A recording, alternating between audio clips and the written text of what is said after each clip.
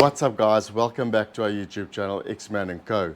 Today we're making a beautiful focaccia bread in the BGE. It's going to be amazing and you guys are going to love it. Guys, this is a very easy, straightforward cook. Let me introduce you guys to all the ingredients that we have here. As always, they will be listed in the description below for you guys to check out later. So, we've got some olive oil over here, some basil leaves and some thyme. Guys, it's coming out of our garden. It's as fresh as you can get. We've got some cherry tomatoes, cocktail tomatoes, a soft blue mold cheese over here, then 10 grams of yeast. Some guys might only have 7 grams, that's going to work. It's not the end of the world. We also have a pinch of salt, semolina, about 3 tablespoons. Then we've got a very strong flour over here, double O. We're using a stone ground whole wheat flour. So guys, that's what we have today. Let's get straight into this cook.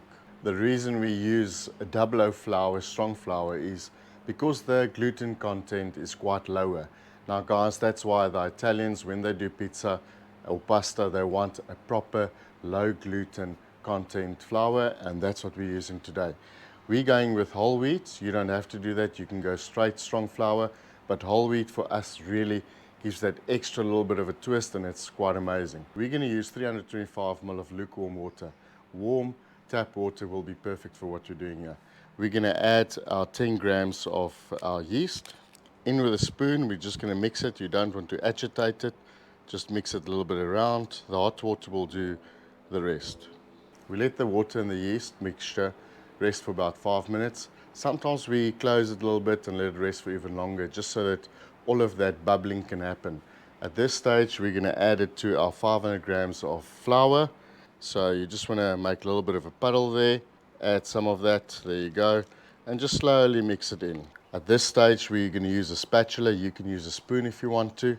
We're just going to go ahead and mix it slightly. Remember, we're still going to add some ingredients. Next, in with the salt, about a tablespoon of salt. Remember guys, the salt content really has to happen at this stage. As later as you add on top, that's great, but it's not going to give you a great bread. Salt needs to come from inside. Then we're going to add our semolina. If you need to add a little bit more hot water, you can do that.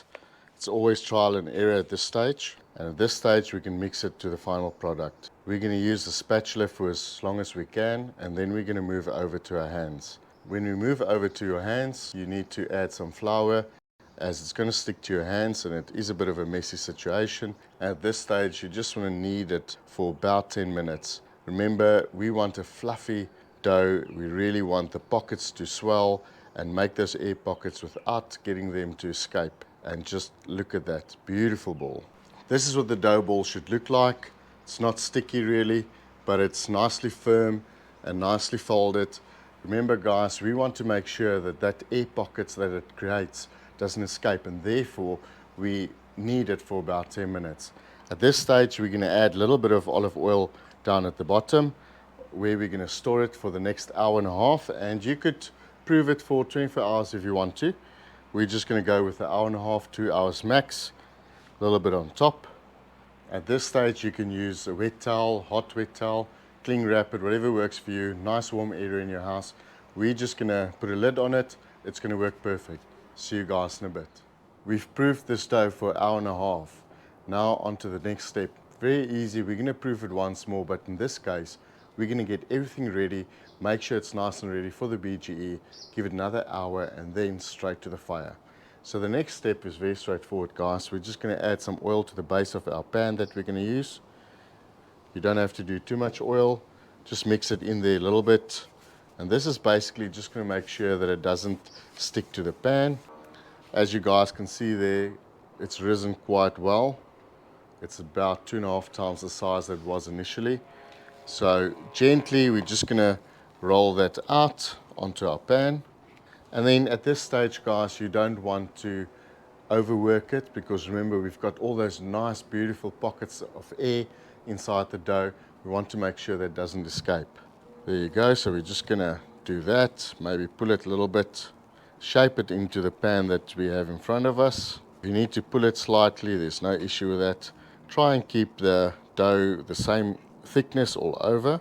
Right, we're going to add a little bit more olive oil right on top of this beautiful dough that we have here. And then with our fingers, guys, we're just going to Make some pockets. We're going to use some basil leaves. And guys, basically, you want to just put it into a pocket there, add a tomato.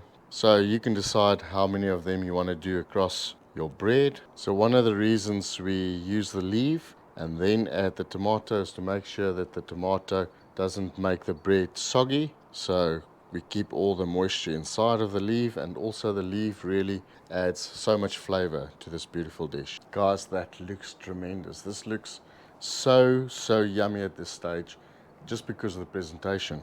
Next, we're going to add a little bit of thyme. We like to add a little bit of oil to the thyme and just mix it in there, because guys, the oil really brings out the flavor, the thyme, the actual herb. If we're just going to add the dry herb to the dish, it's just going to be dry herbs and we're not going to have much flavor. This is going to enhance this beautiful dish that we have here. It's going to be amazing. Next, we're going to add some blue mold cheese. Now guys, don't go too crazy. A few pieces here and there. It's just going to give that little bit of tanginess and really uplift this dish. Then of course our focaccia needs a bit of salt. We're using a little bit of flaky salt. There you go. We're going to be generous because this salt's going to give us that amazing taste right on top of this bread. At this stage, we're going to put a cloth over this dish, let it rest for another hour. We're basically letting it proof for another hour, and then we're moving over to the BGE. So in the meantime, let's get the BGE ready, and I'll see you guys in a bit. Another hour of proofing, and now it's time to get this bad boy in the BGE. So we're on about 200 degrees Celsius, which is perfect.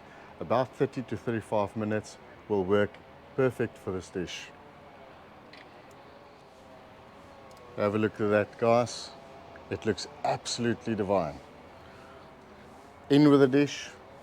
So we'll close the lid and I'll see you guys in a bit. 35 minutes later, guys, let's have a look. That looks absolutely beautiful. Off to the table now. It's off the fire, guys. We need to let this guy rest at least 10 minutes. But before we do that, we need to feed this focaccia bread. So just a little bit of olive oil, drizzle it over there. There you go. Remember, this bread needs to be fed, and this is the perfect time to do that. Now we're going to wait 10 minutes, and then we're going to cut into this beautiful focaccia bread. 10 minutes later, and guys, I cannot wait to dig into this beautiful focaccia bread. Let's do that. Guys, have a look there. I wonder if you can see that. Hey, look at that. That's focaccia at its best. All we have to do is taste it. Boys and girls, cheers.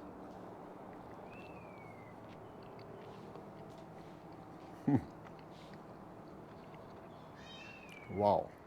Let me just take that in. That was amazing. That's a focaccia bread, whole wheat, believe it or not. Not white, whole wheat, focaccia bread with just the right amount of salt, olive oil, needless to say, all the nice herbs, and then also the tomato. It is absolutely beautiful. Guys, I hope you try this. As always, if you like what you're doing, like, share, subscribe, enable those notifications so you get notified as soon as we upload new video. Thanks for watching. We cannot do it without you. We'll see you on the next one. This is amazing. Okay, there you go. Tell us, what do you think? Perfection. Try it out.